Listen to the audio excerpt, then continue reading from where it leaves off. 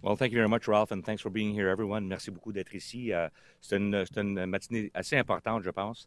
As I was saying this morning in the House, this kind of legislation would not necessarily be required, except what we've seen in the past couple of years is this pattern of abuse from this new government, Canada's new government. We've seen over the last couple of years the firing of the president of the Canadian Nuclear Safety Commission, the Ethics Commissioner, the Information Commissioner, the Chief Electoral Officer, the Electoral Commissioner, the Environment Commissioner, and the CEO of the Weed Board, amongst others. So, again, you would think that in a democratic country this kind of thing wouldn't happen, but it is happening. So my bill essentially there are quite a few components to it, but there are three main components that I'd like to discuss today. The first one you'll notice is that any government, any minister will now have a duty to consult the board of directors.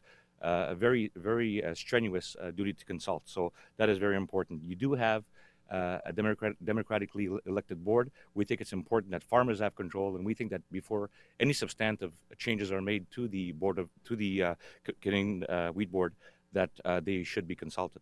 The second major component is the structure of the board. You will continue to have 15 board members under our proposal. You will have 10 elected by farmers. You will now have three appointed by the governing council, including the president. But you will now have two of the members that will be named by the 10 existing members. So I think that's a very, very powerful statement. These two people would be you would try to get people that would provide outside expertise, and I think that would be a very, very good addition to the Wheat Board. The third issue, the third major issue, will be with regards to the question. We've seen in the past this convoluted question, three options. We have indicated clearly in the bill, we have actually specified in Schedule 2 that the question. So the board, first of all, would have to be consulted, number one. They would have to be consulted in terms of any substantive changes, again, on a question.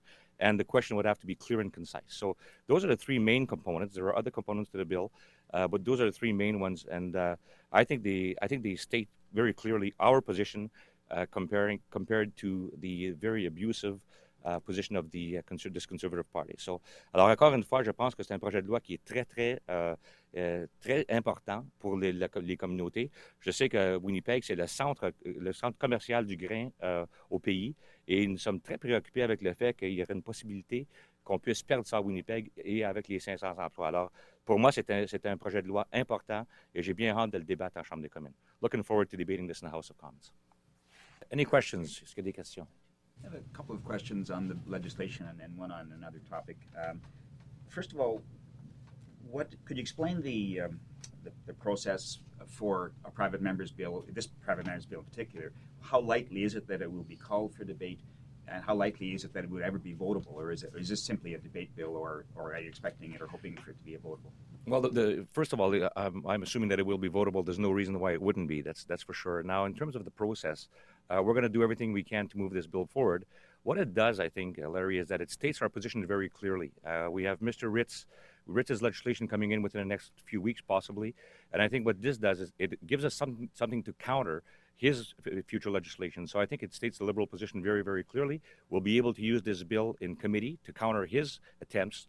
But we will be trying to move this forward as quickly as possible. Obviously, we use whatever tools we have at our disposal when you're in opposition, and this is certainly one of the tools that we have. I understand there is a lottery system to decide when private members' bills get called for debate. So, I mean, and there are hundreds of private members' bills. So, again, what are the chances of this actually coming up in this? Well, session? we'll see. Listen, we're going to, like I say, we've got a lot of colleagues that are working with us on this, and we'll hopefully make it a priority. We think it's important. Again, we think it's important to be on record, okay, with this bill. So, again, it's certainly creating a lot of interest. I've had calls from many farmers' organizations that are very, very supportive. So just the fact that it's out there, that it's finally, that we have a legislation on the table that'll be debated eventually in the House of Commons, hopefully sooner rather than later, I think is significant. And I think it brings the Canadian Wheat Board debate back into the forefront. I think that's very important as well, because you may think that only rural people are concerned about this, Larry, but I'll tell you right now that in our ridings of Winnipeg and even in our ridings, people care about what's going on in rural Manitoba, and they do care about how farmers are being treated mostly with this wheat board fiasco. So I think it's important to be out there on record with this bill. It's very important. We have certainly huge support from our colleagues, and hopefully we'll be able to move it through the system fast enough to debate it, and hopefully in the next little while.